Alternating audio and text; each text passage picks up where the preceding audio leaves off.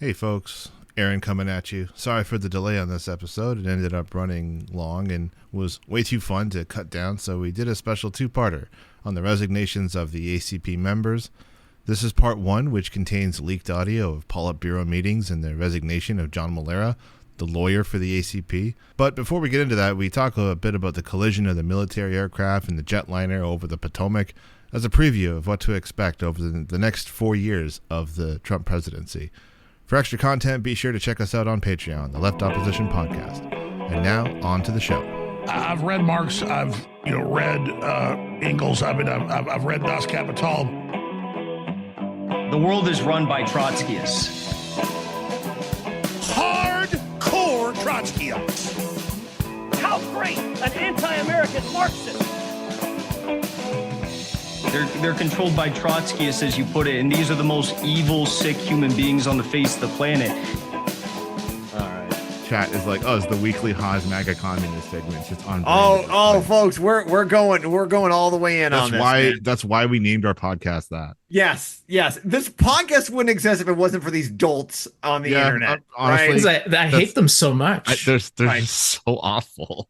If they were called like the American Strasserite Party, that'd be fine. I'd have a problem with that, but we wouldn't. They were using our name. Yeah, they're using our name. It's like, I just hate that. Right. Like they pretend to be like the authoritative commentators on this shit. I just want to bash their heads in. Not that it matters. I mean, they don't have any brains. Enough to be no damage. So, all right, let's do this. All right. You're listening to the Left Up. You go ahead. I fucked up. All right. Okay.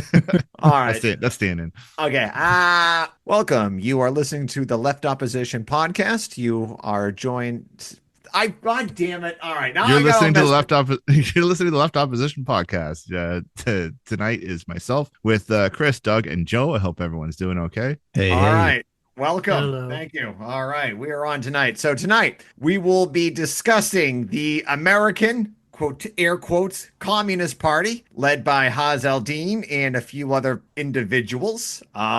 Also tonight, I'll be covering the situation with the plane crash that happened in Washington, D.C. Today is January 30th. This happened yesterday, I believe. So let's just get right on into it because we got a doozy with this American Communist Party thing. So, I'm going to give a brief timeline, and this is a bad timeline. So, the Federal Aviation Administration leader stepped down on January 20th, months after Elon Musk demanded that he quit. On January 21st, Trump also dismissed the TSA administrator and Coast Guard commandant and disbanded all members of the Aviation Security Advisory Committee. And this was a committee that was a requirement by Congress following the 1988 Pan Am 103 bombing over Lockerbie, Scotland. The head of the FAA's departure came after he clashed with Musk, who is now in charge of not just SpaceX, but has been named by Trump as the head of the new Department of Government Efficiency, which is not technically a real government department.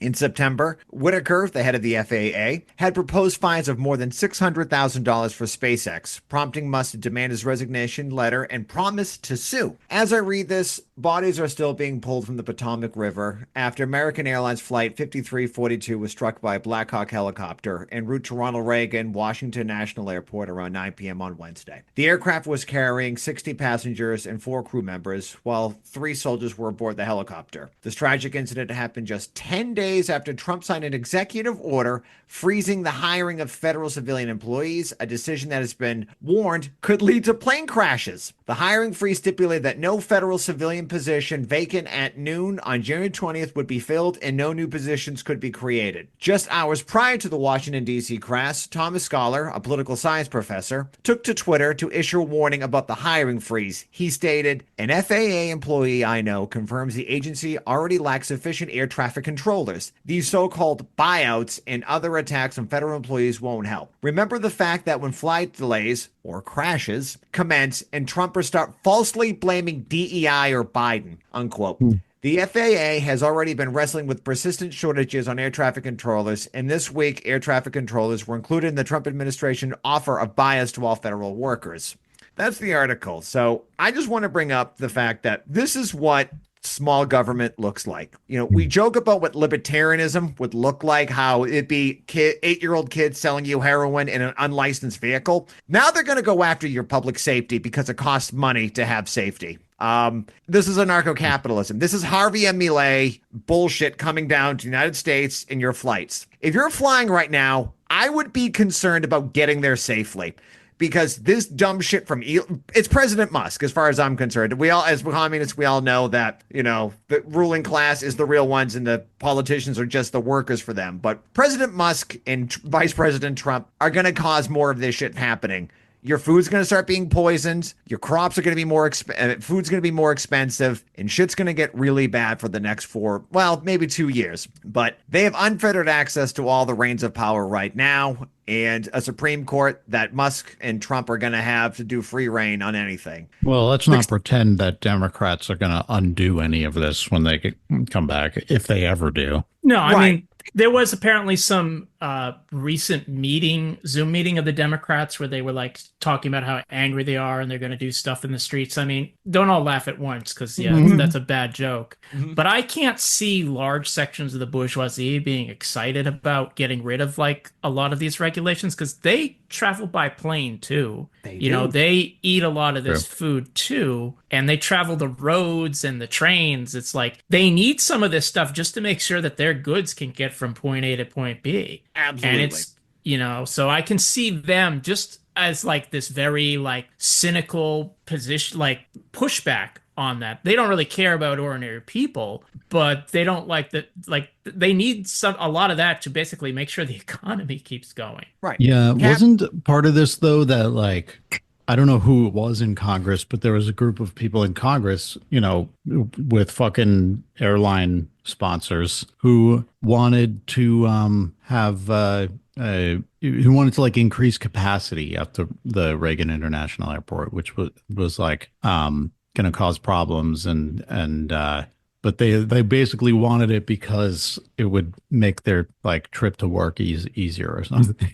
Right. Yeah. I mean, capitalism requires, they want public roads. They want, they want highways, trains, bridges, because capitalism relies on government infrastructure. It needs this. Like, like you kind of what you were saying earlier, but like, the capitalists are going to eat the same food. They are going to be flying. There is a tenant, like they want firefighters because if their mansion goes up on flames or if one of their many homes goes on fire, they need that. Like capitalism relies on this thing and they don't want to fucking pay for it. They want you and me to pay for it. And when you have plane crashes, like, say something worse than people dying, a goddamn, a cargo plane full of their cargo crashes because it's not, that's the thing. They want that stuff there for it. And capitalists want stability, and this isn't going to happen. And I'm not saying the Democrats are going to save us because they're not, but even like I could even see Republican capitalists going against this because some of them, they're not like on board with the Trump stuff. I'm not saying we should look to them to save us, but I can see them like, this is a bit too far for them. Because it's like the way it looks to me with like Trump and Musk and all of these clowns, it's like it really is like a bunch of libertarian nerds and weirdos are like actually trying these experiments. And the fact is, even though they're slashing parts of the federal government, they're actually slashing parts of the government that at least theoretically do benefit most people, like safety regulations stuff. Yeah. It's not like they're ramping up to like build concentration camps, the police, the military, all that shit. Because the thing is, libertarianism or anarcho-capitalism, it actually, even though it claims to be anti-state, to actually implement these kind of policies takes extreme violence. Mm-hmm. And it costs, it has a large social cost. Now, like when neoliberalism was implemented in places like Britain under Thatcher or in Chile under Pinochet, that was like mass deaths or and attacks on trade unions. Right. People forget that. It's not like that they're like the good kind of left libertarians like the anarchists. These are like people who are in favor of privilege and power, and they just don't want the parts of the government that, like supposedly represent the common good or our welfare programs, because they're frankly just sadistic, elitist assholes, right. That they care about their pocket, and they just don't care who gets in the way. Yep. And I believe there was a tweet that comrade Matthew put up, but his kids are sick today, so he wasn't able to make it. But this is what Elon Musk said 5 days ago. It will take an airplane crashing and killing hundreds of people for them to change this radical, I'm sorry, because I got a tweet. Change this crazy policy. He meant to say of DEI. It's never going to be their fault. This is all you're going to hear about is that all of their stupid policies, it's because of DEI. The fires in California, it's DEI. The price of gas goes up, it's DEI. There's a cloudy day, it's probably DEI, Turns out, by the way, that the pilot was white and the FAA person was white and Trump is white. And, right. It's all this because they can't confront the actual structural issues, the actual real reasons for it. They have to make up these culture war coded stuff, which is basically a reason to attack minorities, women, etc.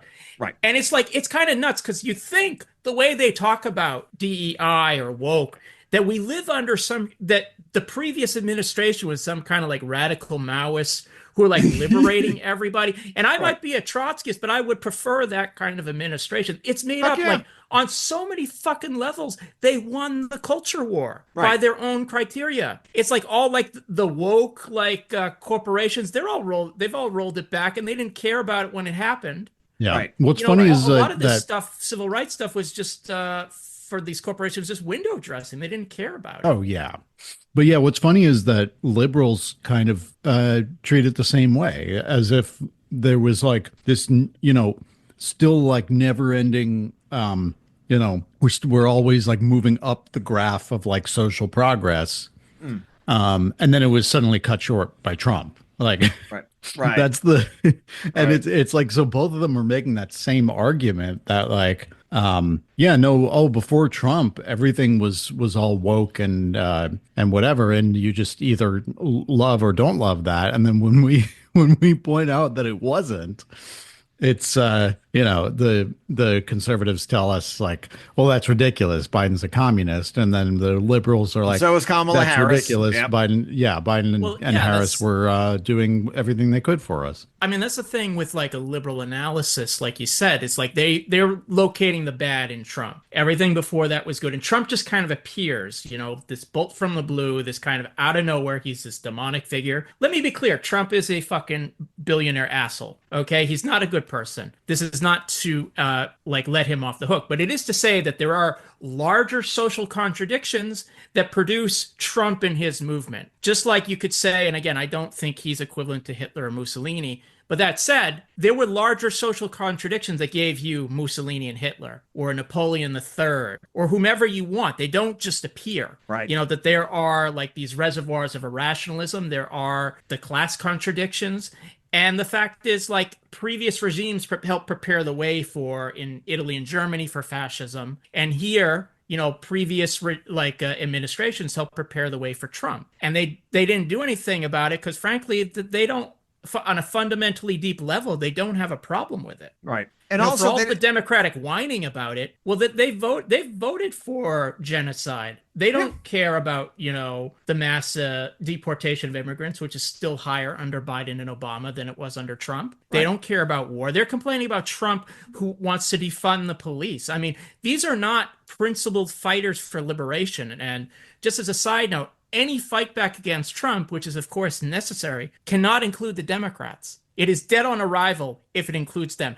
They are enemies, of the working class. That the point is, like, people say you're being a purist. No, they are collaborators with Trump and the Republicans. That's why they can't be on our side. If anything, Trump is showing right now what you can do with power when you have when you have all of the every house and in the Supreme Court on your side. This is what you do with it. And when the Democrats had this exact same power multiple times, they did nothing with it. They could have given healthcare for everyone, or minimally codify. They could raise a minimum wage. They could have codified $15 an hour. They could have codified the fucking Civil Rights Act or the Fair Voting Act, like anything. They could have done anything with it. They could have done Roe v. Wade plenty of times in there when they had power. Didn't do it. And we're told over and over again, no, we just have to keep electing Democrats. It's like, your solution is to keep electing more of these morons. Yeah, who do nothing with harder. it. Yeah, voting It's, harder. it's like fucking people doing these crypto rug pulls over and over. It's like, Yeah. it's the And same then thing and where like I'm he just rips like, off all of his supporters and nothing happens and no one talks about it. It's gone out of the headlines. But he And this is like the fact is like that we've seen this play like done again and again. It gets worse each time. This is why you need like political social consciousness and institutional memory. So and educating like this generation, the next generation of workers and socialists, so you don't fall for this shit. So you just say, we're not going to play your game. You know, you want us to vote harder, we're going to stay home because your victory is not our victory and your defeat is not our defeat because you're our enemies. Yeah. We're not I going to guess support you. I guess backing a genocide and hugging Liz Cheney didn't really Mhm. work out, did it, huh? No, no. I mean, this is what they get. Like, they don't do anything. People want single payer health care. They're not doing single payer health care. They want student debt relief. No relief whatsoever. But they will increase the war budget every year. Oh, they have plenty of money for war. That's fine. No, we'll do that all the time. But no, they can't even build like, can't even get high speed rail. There's Yeah. no vision for anything to be better with them. It's just like, well, it could be worse. That's all Yeah. you ever hear about. Like, why? And- well, it could be worse. and never Offer even- people something. Yeah, never even questioning any of this. It's like at least like a Bernie Sanders will, even though we can scrutinize a lot of his votes too, but like he'll at least give the critique, so that like okay, he's telling me that there's actually like a better version of this that's possible, but like no, the Democratic Party is going to vote in that military budget every time, and then still they won't be like, hey, why is it that we can't do healthcare while we're doing this? They just never would say that. It's interesting, there is like lately, obviously the Democrats were appealing to like the Liz Cheneys of the world to try and have that strategy. The thing that someone like Sanders or AOC do is that they do something on the opposite end of the Democratic spectrum, which is they provide this facade that the Democrats are like this valiant party of the people who care about, defending workers' rights, etc. And it helps the bourgeoisie to maintain control because you can say, oh no, the Republicans are bad and etc. But look at Sanders and AOC. When the fact is, of course, Sanders and AOC, they vote for genocide. They vote for ICE, that they support all these repressive policies, and they kind of corral, otherwise well-meaning people into this horrible institution. That's their function. And it's like, yeah, they can say a lot of nice rhetoric at times, no doubt, but it's like fundamentally that they're just the left flank of this. It's good cop, bad cop. Yeah, exactly. Yeah. And the fact is, and the main word in that is cop. Right. Mhm. Yep. All right. Yeah, So would you prefer the good cop or the bad cop? And it's like, well, why is that the only option? Yeah. I heard someone in my life recently, like I was criticizing, just on a real quick tangent, I was criticizing Trudeau's dental plan that he unrolled. Now, it's not a universal dental coverage. It's very heavily means tested for Jesus seniors. Christ, here we go again. It's a universal dental program for seniors on Canada Pension Plan over the age of 65. God, blah blah just blah. give it to everybody. It's so hard to get on, and someone in my life is having a huge problem getting on it because of bureaucratic bullshit of some bean counter is whose job it is to deny it to poor people. Right. Just make it universal. It increases the cost to administer it too. Like and what I was told, has it. It's cheap. But what stuck with me was when this person said to me, well, it's better than nothing. And I'm like, no, I'm tired of that. I'm so over. I'm tired of better than nothing. It's literally nothing. They're not letting him have it. Yep. Yeah. In practice, you're not getting it. So what's the difference? Yep. And I was just reading the comments in the chat, and I like this one from Arterius Rosa, and I like this one. I'm hoping that cracks will start to form in the working class with Trump in power. I'm already seeing some Democratic voter supporters realize that the Democrats are not going to save them. That's true, and that's where people like us come in. If you're in a party, the Independent Socialist Group, Socialist Party, the Firebrand, Revolutionary Communists of America, whatever, fucking PSL, like as long link up with them, they're doing good work. Obviously we can criticize some groups here and there for doing things, but that's, the Democrats aren't there. I know it's going to take forever. It feels like, being in waiting for a revolutionary party to build, but there's avenues, if you can't join, try to donate if you can. Yeah. And that's the thing is like so much of the the hindrance is just the numbers, and it's like literally it's just it's you, it's us, like you showing up makes that, you know, that process move along because we need the fucking numbers. Right, right. You know, because eventually we'll win the ones and twos over. The ones and twos become the threes and fours, the fours and fives. You know, it'll get that. You know, it like the Bolsheviks went through. This is we're not inventing the wheel here. You know, this has been done. You know, it's just things. I mean, and I'll maybe end this part with this, but like, you know, things are probably going to get bad for a while. We're looking at some pretty bad times right now. But I really have confidence that the working class and a lot of these left groups, we're going to put up a good fight. We've done it before. We've gone through tough times. We've been through this before. This isn't our first time to this rodeo. The liberals have shown their true colors that they're not going to fight. They're going along with this stuff. They're not it. The John Fettermans, the AOCs, all of them, they're still in. If you were in that Democratic Party, you're along for it and you're not reforming it, but it will get better.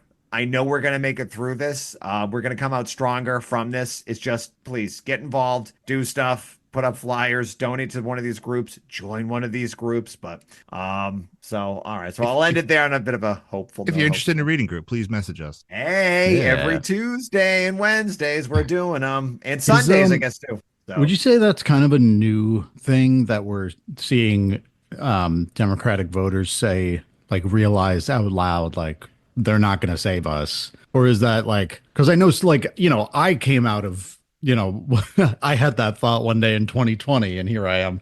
But like, does it seem like that's kind of like a new, you see, like, no, stronger wave? Or I don't know if it's stronger. I think that's going to take time to tell, because you do see this with, like, you saw it under Obama, you know, with Occupy, with other things. And, you know, you do see that disillusionment. The fact is, like, can they recapture that? That's the question. Yeah, I think they always try. They sometimes try to. Like Sanders in 2016 was basically a way to capture like a lot of that discontent and bring it back into the Democrats. Yeah. The same in 2020, obviously, and that's like with all like these kind of so-called insurgent campaigns in the Democrats.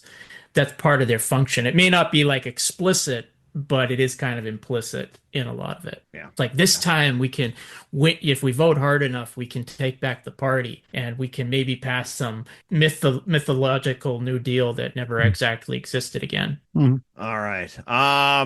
Okay, so, we could go, but speaking of parties you should not join. Hey, now Aaron with the segue. All right, here we go. All right, folks, here's the main event. Ding, God, ding, ding. I love fucking coming up with segues. That was awesome, man. So those of you who are familiar with the ACP, some higher ups over at the so-called American, so-called communist, so-called party, they resigned a couple of weeks ago. And now that the dust has settled somewhat, we want to take a look at what happened and what some ex-members had to say. So to recap, we got statements. For those of you who are not familiar with them, just to recap real quick. Consider yourself lucky if you are just hearing about this party for the first time. Yeah, congratulations. These people are. So, but unfortunately, a lot of us have. The ACP is a party founded about 6 months ago, coalescing the likes of Twitter star and regular Alex Jones guest Jackson Hinkle, who believes that the world is run by Trotskyists, that communists are against the abolition of private property. He espouses anti-Semitic tweets, constantly like sharing AI-generated images of Jews celebrating 9/11. He blames Jews for killing Jesus. He stated repeatedly that the Nazis are all gay and trans. And basically, he'll say any boneheaded thing for clicks, reactions, and clout. And he endorsed renowned sex trafficker, pedophile, and rapist Andrew Tate for Prime Minister of England. So, you know, he's just your average guy, really. And he loves a Russian fascist, Alexander Dugin. Yes, he is a big Dugin fan, although I think Haas is more of the Dugin like protege. Yes, although they have both met him. So I know we covered this in our second episode of the podcast, Hink Shaming, which is one of our most popular episodes. In October 2022, he linked up with Haz al-Din at TwitchCon, where they harassed attendees for wearing masks and for supporting Ukraine. In June 2023, he spoke at the Rage Against the War Machine rally in DC, which included the Libertarian Party, the People's Party, the LaRouche movement, demanding an end of Western support for arms to Ukraine. Jimmy Dore also spoke at this rally as the so-called left representation. And this is the honey trap for leftists who are sick and tired of liberal Democrat bullshit, and they need an outlet for demanding radical change. And which attracts a lot of far right elements into it as well. So the Nazis played on social rhetoric, the socialist rhetoric for a time to draw in support from the working class as well. And that's ultimately the reason for our podcast, to expose this shit for what it is, which is a complete con. Haz al-Din of the Infrared Collective, aka Adam Tahir, aka Ali Hamoud, aka Genghis Khan. Nobody seems to know his real name, and these are the Actually, it's Ali Hamoud. It is Ali Hamoud. He submitted it. Yes. Oh, okay. So haunting various RevCom forums in the 2010s, he finally emerged in the late 2010s, early 2020s, doing online streams on his channel Infrared. His streams were mostly debate streams with other dogshit leftists, comprised of him blowing out his mic constantly. His views are extremely pro-Russia, to the point of convincing himself and his followers that Putin is a secret Marxist-Leninist. He's a follower of proto-fascist and Russian nationalist Alexander Dugin, who most recently tweeted out a picture of Baron Trump wearing a crown, calling for a return to monarchy in the USA. One of his more viral videos is him on some e-girl stream revealing that he did not know how many holes a woman had from the waist down. So the other player in this party is Midwestern Marx. They showed, I'll be honest, they showed some promise at its beginnings before getting in bed with the Infrared Collective. Their strengths were in their educational videos. They're just your standard reading guides for key Leninist and Stalinist texts, plus, a zest for patriotism. But they redefined patriotism as a love of one's countrymen, not of one's country. From there, it was a natural slide towards a nationalist socialism, hence their nicknames among some groups known as Midwestern Mussolini. Their Discord became overran with Haz's infrared dorks. Now they're known as guerrillas, in reference to Haz, the chimping out video in which he called himself a Mongoloid. So something all these clowns have in common is their streaming platforms where they build their online communities. And herein lies the problem: is the founding of the ACP was to grow their own personal wealth and clout, whether they're true believers or not. I believe Hinkle is a complete con man. Haz is a true believer. And the folks over at Midwestern Marx, Eddie, Carlos, Noah, they might just be going on for the ride. One of the Politburo guys calls them victims. I don't think they're victims. I don't think they're that stupid. And this became a huge point of contention among some of the higher ups who left the party recently, as we'll get into. So there's my introduction. Yeah, that was all encompassing. That was well done. We're gonna probably and props to Socialism for All on this. They did a really good job. Now they're Stalinists, and and here we are on a Trotskyist podcast. I'll say this: he did a really good job on that video. He also has a clip. I think we're gonna play the 8-minute leak clip. Which, oh my god, folks, it's 8 minutes long. I think we'll play the whole thing. We're gonna have to edit out trigger warning, homophobic language from the leader of the American Communist Party. We want to play it so people get a clear understanding of who is leading this bullshit organization, because it's not. Someone said it's not American, it's not communist, and it's not a party. It's like that old thing about the Holy Roman Empire. But they might actually be American. I might actually give them. Yeah, I might give them that part. Yeah. They got the American part down. That's true. Technically founded inside the borders of the USA. It is a very American creation. Yeah, actually, it might be the most American thing we have actually deal with. Grifting at a large level. Not knowing the definition of a word. With hyper masculine men who are secretly just a bunch of fucking weak morons. Yeah. Right. That's very American. Who have a bunch of little weapons on their back. Ooh, I have weapons on the background. Ooh, when studying American capitalism, you really do come to realize that it's just scams all the way down. There's nothing in this country that's free that isn't a scam. And I'm gonna put what's more American than just scamming your members and out into making small businesses and then paying tithes to it's so good. It's so petty good. bourgeois socialism, right? And some of these small, this is what I love about their model was each branch had to open a small business or be ethical landlords as well. And then also landlords was part of that model too. It was so fucking funny. Anyway, this is what happens when people who never been in a party try to form a party, and it seems like they never read anything of the Bolsheviks. I don't know if they know of them, but they had a model that I don't think Lenin the landlord or Lenin starting up. Stalin was knocking off even banks. Fucking Mao's one of the progressive things is getting rid of the landlords, and here it's that's the best part. I mean, it's come on, you people are at least the Maoists, the actual ones. That's they put that up as their propaganda. I That's think like correctly. the one thing. And That's like, the one thing they're known for. and it's like, yeah, if you're not a these Marxist. morons are saying, "Oh, we want to be landlords too."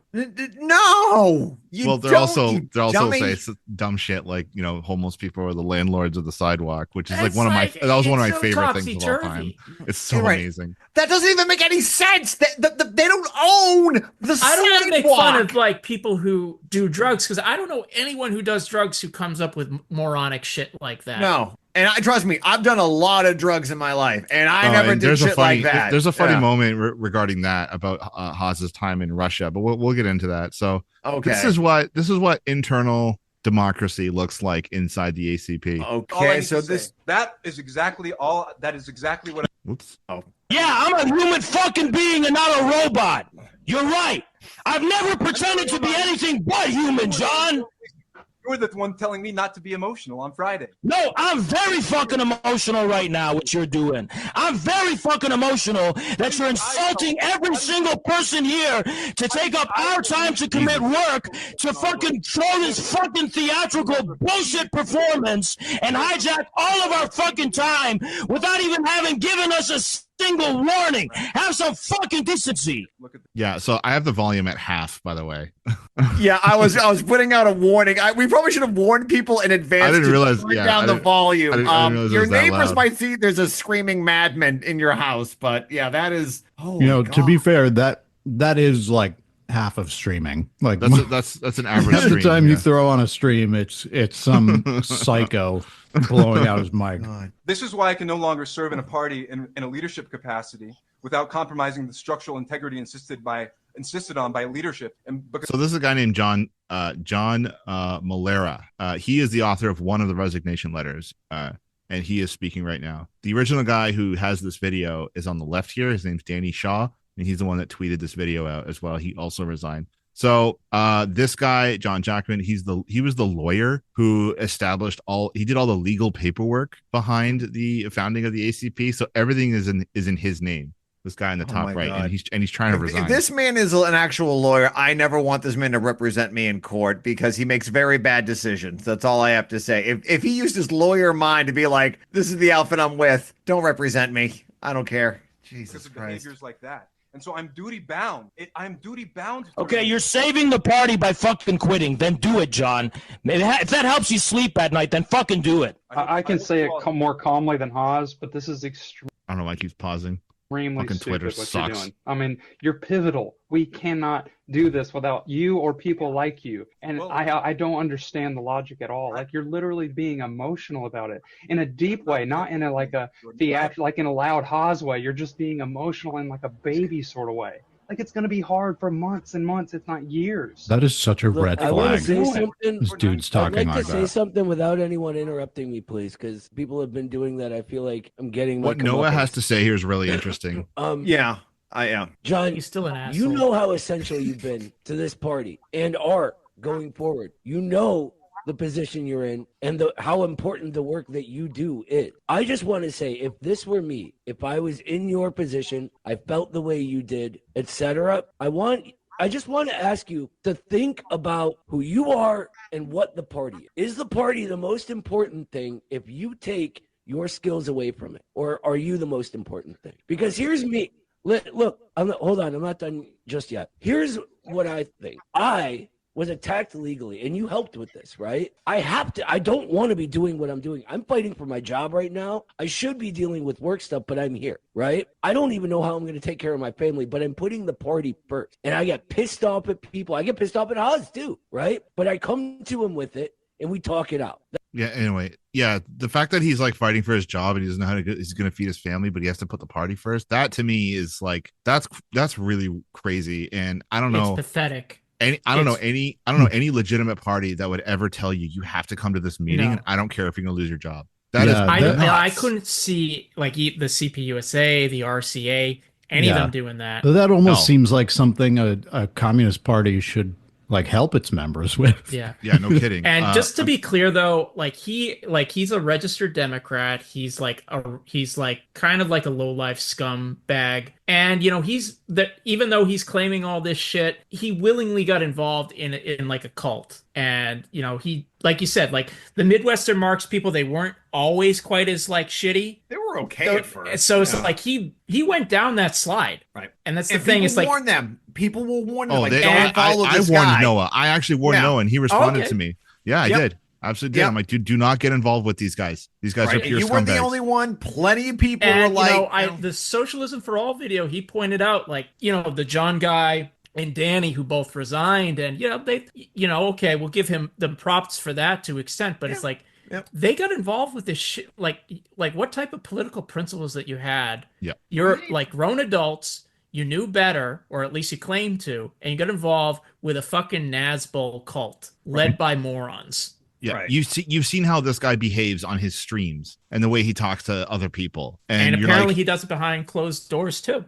Yeah, no, like that's exactly who he is. That's how I've dealt with it, and I'm not always perfect with everybody on the executive board. We have more fights in there than you would even think. One thing I want to know is like, how come Jackson Hinkle never participates in any of these meetings? Like, and what do these guys think of him? Because I know there's a lot of disagreement. Haas is like, or should I call him Ali Hinkle. Hamoud? He's talked about him on his streams. Apparently he's in Russia and he's doing like important work for them, and he apparently promotes them like a bunch on his Twitter. But it's like, as far as I can tell, he's not involved in like any day-to-day functioning of their so-called party. But they really welcome like his presence for whatever stupid reason. And we'll get into Bree, who is one of the very few women involved in this, who had some pretty heavy criticisms of this party because of their support for and from Jackson Hinkle. But I know that the work I do and the position I'm in can only be done by me right now. We're in the very early stages of this party, and everything we do matters. So I put the party first, and I don't take my work away.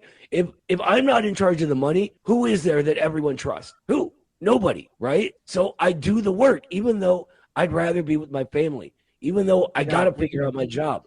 I mean, if you're watching this, if you look at Haas is fuming right now. Like, I know, look at him. This guy, I think, I'm not a psychologist, but Haas is a control. Like, this is someone who should not be. He's a disturbed person. He's like a 2-year-old who has no emotional control, and that's okay if you're 2. It's not okay if you're 28. No shit. And like, and I think Noah is trying to make a real point. Like, I think we've all been there. Like, being in a party, for those of you who haven't been in one, it does take some sacrifice. You do have to, like, you have to give up your own personal time. And sometimes you might have some stuff going on, but you're really dedicated to the party. How much you want to put into that party, that's up to you. I think that should be a free decision, but you're there. And people should respect the fact of your time as being there. And I think what Noah's trying to say, and I never thought I'd be defending him, but like, I could be doing something else, but I really believe in this, and I think he's doing it. The fact is, it's just for like a wrong cause.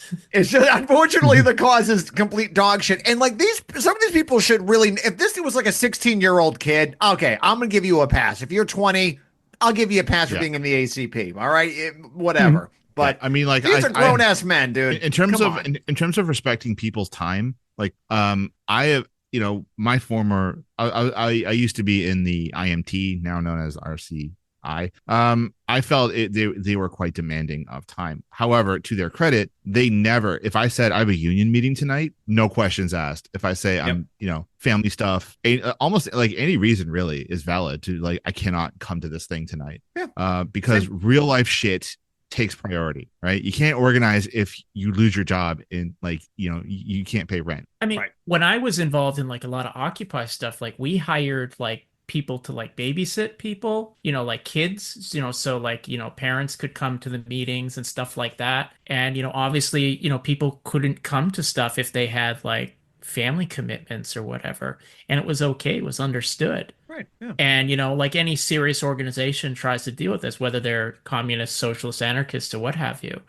I mean, these people have this LARP illusion that there's some sort of weird, like, Stalinist super soldiers when they're really just a bunch of, clowns. Yeah. The AI generated version of Stalin that they've created. Yeah. Because we know how much they love AI. Oh yeah. Do they like the new Chinese version that just like destroyed the ones that they've been using? I like that one. I love it. I love it. I love the fact that the American AI lost its job to AI. Yep. All right, so folks, let's finish strap in because and please turn your speakers down. Because I think that this party can change this country. No. And I know you think that too. And everybody's heated right now. We just got to cool down.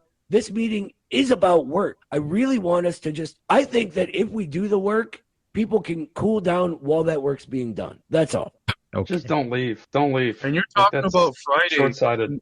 The rational kernels of Friday. I think that's Carlos talking. Have already been shown in the 2 meetings that they were taken to be serious. Everyone's been here on time. Everything's been conducted since the last meeting correctly. So, and we admitted to the things that were brought up where there was reason, we admitted it. But there was a whole lot of things on Friday that were based on one-sided understandings of dilemmas, on things that you guys in the Politburo don't know that you don't know, because it's not your place to know, because they're based on conversations in the executive board. So you're pivoting to me, oh, why wasn't I louder in the meeting on Friday? Because the rational kernels were teased out and the changes were made, and we're going to show them in these meetings. But I don't get how from a meeting of the kind that happened Friday, where the grievances were aired, and I thought the spirit that Danny put in the Politburo was the one that everyone shared. This was, it was dark the way that it went through, but it's a positive and a higher step in the party. I thought that's how everyone felt. I'm pretty sure that's Carlos from Midwestern Marks. Yeah, that's him. I've never found him very interesting. No, he's a moron. He sounds he's very wordy, but like he never says anything. Well, he talks about how like he's a great reader of Marx, like he said in the Communist Manifesto, how Marx never wanted to abolish private property, and he quoted something. He just left out the part where he said we're going to abolish private property. Wait, did Mark say that?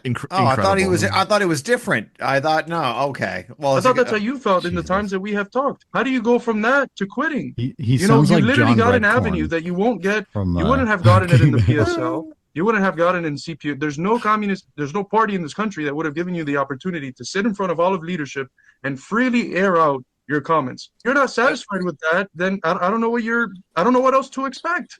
And we've criticized Haas to his face. Thanks, DEI. Look, Eddie, I think it's clear. John. Here comes my favorite part: is the professionalism from Haas here. John has an issue with me, which is fine. If you have an issue with me, come on Infrared and bitch at me on my stream. Don't waste everyone's time here and make it a problem for everyone else. Yeah, that's it. That's all these fuckers care about is their stream. That's not all that matters. You handle disagreements within the party. If it was actually in, you'd know that. Do it like an adult and create content. Yeah, it's like exactly. Jesus Christ. You actually in an actual functional content. party, there are like grievance procedures, ways to make your voice heard and give feedback. You don't go on a fucking stream. It's like oh, let's I'll meet you at 3:00 out after school in by the playground or so. It's like, what the fuck is this? This isn't how you settle it in an organization. Oh, it gets even better. Almighty. Oh, you have a problem with me? Then confront me. Don't bother everyone else here. Waste their time. I'm confronting you right now, Haas. Confront me in a way that's not wasting the hard work and time of literally everyone else here. Then confront me one-on-one, John. Confront me one-on-one. Then. You have He should challenge Haas to a fight at a gas station and then not show up. People don't know enough about that one. That was sorry, I couldn't resist. That was one of Haas's greatest moments. I think that might have been funnier than the 2-hole one because not enough people know about that one. I think it was too. Yep. For those don't know, somebody was chirping Haas on Twitter or something to the point where he goaded him into meeting him at a gas station 2 hours away to fight him, and then he showed up. He actually showed up to the gas station, and the guy took a selfie at the gas station. Yeah, and the guy was like. I'm nowhere near that, you fucking idiot, or something like that. He just completely tricked Haas into canceling his stream early, drove out of town to a gas station for a fight, and then didn't show up. And that is, folks, that is the chairman of the American Communist Party we are discussing tonight. Absolute brain genius. All right, but this continues. Shove the psychology up your fucking yuppie ass. Nobody fucking cares about hearing your bullshit right now. Do you really feel good about this? You're a I don't want to hear a fucking thing from you. No need for this. Danny, do you have anything to weigh in? John, you have a problem with me that's so personal? Then settle it personally. Stop fucking dragging the party down because of this really weird fucking gay issue you have with me. That's so personal and intimate. So he just accused John Jackman of being sexually attracted to him. Yes. Because as a leader of a Marxist party, that's how you handle thing. that. Yes. Yeah. When you I don't even fucking know who you are. You cut me off. You hired him. When did you reach out to me? You're only doing it as a stage so that it's the whole fucking theater. You've never reached out to me even one fucking time to tell me whatever issue you have. The volume is at like 30%, just so you guys know. Like I actually have to turn him down. Like I'm getting a headache from his volume. Yeah. I'll admit though. I would have watched that. I would too. If he's doing it to get people to watch his stream, I would have watched it. I would have tuned in. Right. Right. We're gonna confront it one-on-one on a live stream with hundreds of people. That's not what one-on-one actually is. I don't know if he knows that, but oh boy. Why won't he debate me? Anyway, so for some reason the guy resigned. No kidding. Why? So John is the guy trying to talk some sense into Oz, like that was ever going to happen. He's also the lawyer that has like everything in his name and was the legal representation. So the American Communist Party was our dream. We saw the potential for a movement that could unite the working class and give the political interests of American workers unity, coherence, and direction. I saw the insightful theories and talent for communication within the party and commitment to the vision of a socialist America that stood decisively and unapologetically against the ruling capitalist class. Where did you see that? Because we've been following these guys for years prior to the forming of the ACP. None of that was in there. Yeah.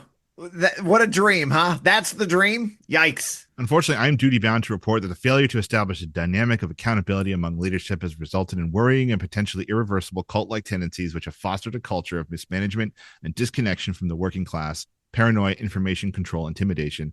This dynamic is laying the groundwork for potential abuses that could seriously damage the cause of the working class and further insult the image of communism. That's true. I'd say this party existing is a further insult to the image of communism. You know, like we're paying for the sins of Stalinism, and the ACP is just like, I don't know, like the worse. Again, oh my God. I mean, fortunately, no one really knows about this group. Thank God. Ugh. Honestly, if it wasn't Stalinism, it probably would have been something else. Like these guys. Yeah. So this guy points out exactly what was wrong. And it's very similar stuff that we have criticized them for. In hindsight, these cultist tendencies contextualize shortcomings and mistakes in the party formation of initial leadership, the constitution drafting process, the policies pursued, such as the anti-DSA policy and priority of chapter enterprises. But they show up to DSA trying to recruit people. They're members in calling DSA. DSA social fascists, and they're okay, that's it's like they're not like. I mean, I don't want to sound like I'm defending DSA, but DSA is not fascist. They suck in many ways, but not everything that sucks is fascist. Well, it's part of that third period, right? Yeah, but it's weird. It's like they're doing both the third period and the Popular Front at the same time. Like they're not. And it's like, but it's a weird way that they're doing it. Like they're obviously attacking DSA, the PSL, and all these other groups as like the third period shit. But they're making like a Popular Front with the GOP, Alexander Dugin, and like all like these other fascist groups. So it's like it's a weird third period, but it's also a weird Popular Front. And the priority of chapter enterprises, that was my favorite one, is each chapter has to be a small business to raise money. The recruitment process, where the priority was to build up numbers quickly, the fixation of fighting online slander bait, and even in the behavior and example set by some top party members, which often was lacking the dignity and humility befitting the name communist. So yeah, these guys, they have a Discord where they organize, they brigade tweets, and it's all online organizing. It's all it is. It's all online. The most generous thing I've ever said about the ACP was the rank and file. Sometimes they do community events where they pick up trash, right? Or thank the police, or they work with the police, or like they bring clothes to shelters or whatever, right? They've done some good stuff. The rank and file, who probably have no idea who these leaders are, they have done some good stuff, and I really hope that they all leave and actually start to reconsider forming something better. So after I became aware of a slate of improper conduct by the top quote leader, I realized that we are being tested subconsciously about how much lack of accountability we could take. 2 weeks ago, I raised urgent issues with party leadership to draw attention to the leadership failures and cult-like tendencies undermining the party. I asked for the chairman to be held to account and self-criticize for repeatedly missing party meetings, which people sacrifice time away from their jobs and families to attend, putting his stream and self-interests ahead of the work of the party, engaging in crude and embarrassing behavior, and for manipulating internal party dynamics in ways which flew in the face of the basic tenets that make democratic centralism work: unity in action, cadre development, freedom of discussion, criticism, and self-criticism. So what I asked my again, it's something that I just keep asking myself is, you knew who these people were when you joined. Exactly. Like, yeah. How did you expect them to behave any different behind the scenes? Right. Like if you invite a snake into your house and then the snake bites you, well, whose fault was that? Like you did it. That's the story Trump loves to tell at his rallies. Yeah. Oh, really? You knew I was a snake when you took me in. Yeah, it's the scorpion, the same that you saw in Chakotay Star story. Trek. One of the best scenes Chakotay had, and that's the only best scene. Yeah, the only scene. The only scene I actually quote, like when I'm gonna do the Star Trek quote because I know it so well because it's a good scene. So one day, a coyote and a scorpion were on the edge of a river, and the scorpion goes to the coyote, "Hey, can you take me across the river here?" So the coyote's like, "I don't know." He goes like, "No, just help me over." So he walks on his back, and halfway through the river, he stings him. And the coyote goes, "Why did you do that? Now we're both gonna die." And the scorpion says, "I couldn't help it. It's within my nature." There you go. Haas is your scorpion in this story. So I mean, this is not like bizarre. Like, it's not like he was like, wow, he was normal, and then he hit his head one day and he woke up like this. Like, No, I always thought that story. Sorry, go ahead. Okay, I'll finish it. I said I always thought that story ended with the scorpion going LOL, LMAO. Oh yeah, that's like the meme version. I was gonna say, this isn't like people who join like an otherwise an organization that like just degenerated over time. People who joined, say, the Revolutionary Union, which became the RCP. At one time that they did serious work. They had bad positions, but they weren't a cult at the beginning. That became so at time. And, various Trotskyist groups have gone that direction. This was a group that was crap since long before it was even founded. Yeah. It wasn't a sturdy foundation. No, it was literally, unlike those groups may have been built on like a foundation of sand. This was built on a foundation of diarrhea.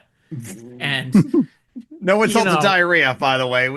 But it's like, I'm sorry. It's like, on the one hand, it's like, okay, you laugh, but it's like, you really got to reflect. Like, why'd you think it was a good idea to be in a group that was promoting Donald Trump, Alexander Dugin, anti-Semites, misogynistic, racist language, homophobia? Like, why did you think that was compatible with communism? And some of these people, like this John character, is in his 20s at least, and I know Shaw is probably older than me. He's probably, I think he's either in his late 40s or early 50s. I'm sorry, you've been around for a long time, and you're calling yourself a Marxist, and you're getting involved with morons who, not just morons, but like bigoted asshole morons. Right? Like, once someone started using that kind of homophobic language in a meeting, I'm leaving. I would say either he's going or I'm going. I would not be working with anyone who talk that way. Like I said, if you're an 18-year-old kid and you don't know any better, I get it. You're a kid, but I'm an adult. Those people are adults. That language just brought up the first time. I'm pulling you aside and go, stop it. That's it. Second time, one of us is leaving this organization. That's what should have happened. I'm glad at least they're leaving now. I'll tell you the truth. Like, I've been around like frat boys who like have better manners than the no shit. That's saying something, right? Like, I know like pretty right-wing family members, and they don't use that language. Like, what the fuck? And I'm not language policing, but when it comes to this shit, I am language. Like, this is this stuff you actually have to police because it's like it shows like your worldview. If you're going to use like the F word or whatever, it's like, I'm sorry, you're not a comrade. No. Good God. Like, where do you draw the line? Like, Jesus Christ, dude. Like, this guy's not that big. Like, he's an internet sensation. Let him go off. He'll be a Republican in fucking 2 weeks. Like, good God. So this is a perfect example of like how Haas runs this party. In my position of leadership, I witnessed a haphazard construction of the Constitution that undermined its credibility, lending to a level of confusion from cadre and inconsistency of its application. In the lead up to the ACP convention, some of the harder working individuals and leadership drafted a party constitution weeks in advance with multiple revisions. However, the chairman did not review the constitution until the night before the convention. In fact, on the night before the convention, he further put off critical constitution drafting to deliver a surreal in real life stream he presided over us. And we listened to him talk about his travels when we should have been working together.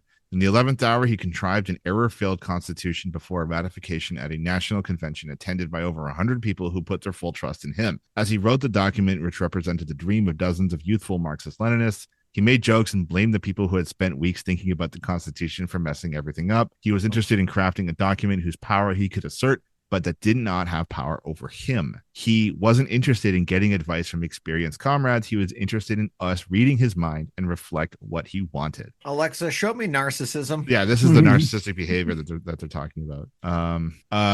Emphasizing the bizarre development of chapter enterprises without an appreciation for the challenges and sacrifices of such an undertaking. Like opening a small business, especially in America, is like next to impossible. Right. Let alone one that's going to be how we're going to build socialism. Let alone one that's going to succeed, somehow be profitable in its first year, and then the profits get sent to like the central committee while everyone gets paid. Right. And like if you want to increase profits, you have to increase exploitation of your workers.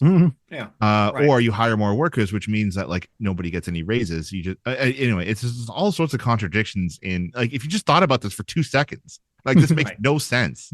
If he was if any of these people had been in any real organization, Stalinist, Maoist, Hoshist, Brezhnevian, Trotskyist, like you would just simply do what they all do. You have a dues system. You pay dues into it, and you try to make financial appeals. You do things like you sell newspapers, which I know like you try to sell books. The RCA has book publishers.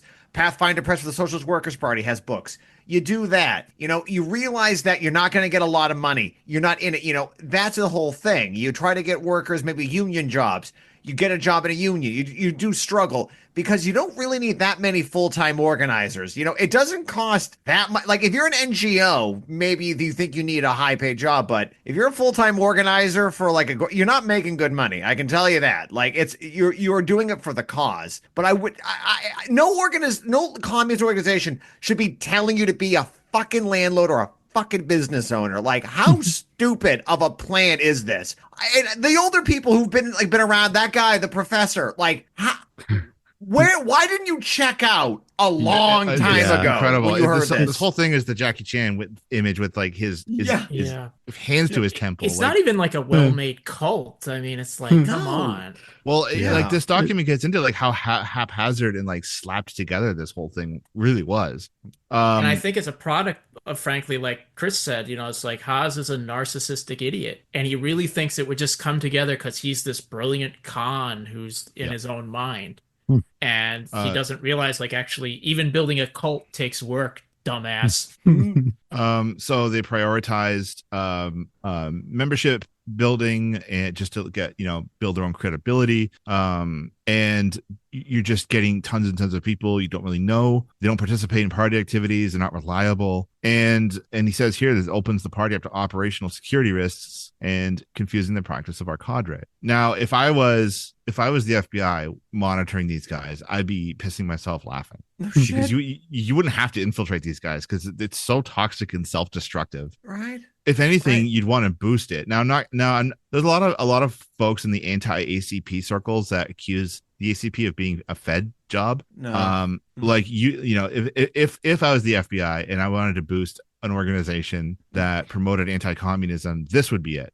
That's all I'm saying. I'm not saying they are Feds, but like they're so bad at this and like they're so incompetent that they might as well be. That's been a reoccurring thing. Like for those of us who've been around for like the Spartacus League, like an Orthodox Trotskyist organization, their tactic used to be show up to other leftist public meetings and heckle them, give them shit, tell them how bad they are. And there was like rumor, they're being paid by the FBI to do this because they're doing FBI work. Unfortunately, some groups will do that work for free inadvertently by being so bad. But I've heard that one. I was just thinking that how like there's a lot of like, just self-employed Feds I don't Twitter think. and shit. Yeah, the way I put it is like, you know what? A lot of people can be stupid on their own. Yeah. Yeah. And I would say that about like the Sparts, and I'd say that, you know, in spades for these people.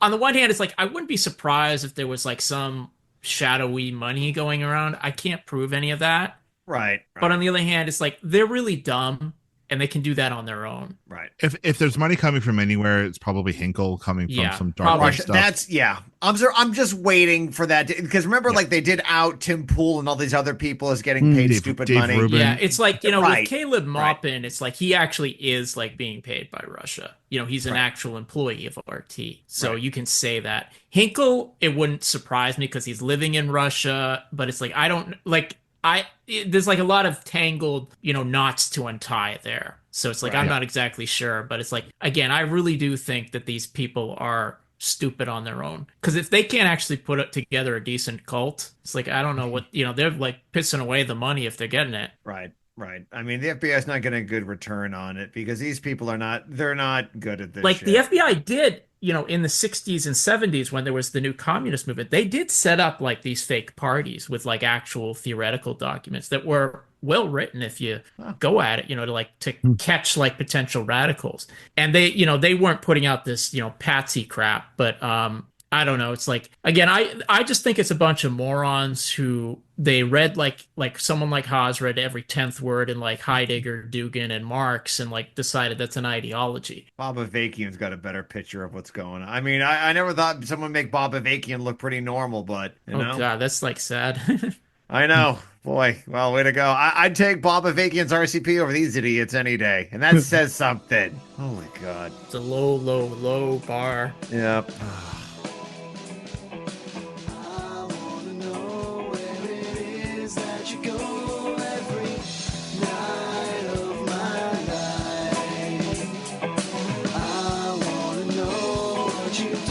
See